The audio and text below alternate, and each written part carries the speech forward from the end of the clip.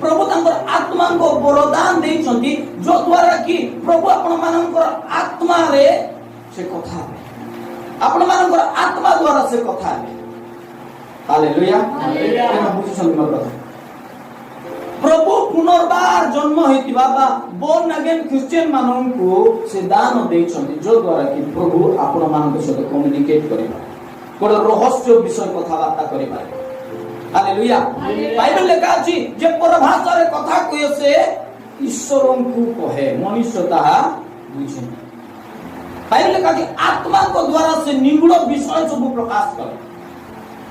जदि आज कोन मनुष्य आसी तुम कहूची परभाषा रे कोन से आवश्यक नाही अमन कहबा को पड़िबो जे परभाषा मनुष्य भाई तुमे जदि बुझी पारलो नाही मु प्रभु को सहित कथा वार्ता करबो छी हालेलुया ईश्वर को सहित कथा वार्ता करूची मोर पिता को सहित जे कि आत्मा अटंती से आत्मिक विषय को बुझी पार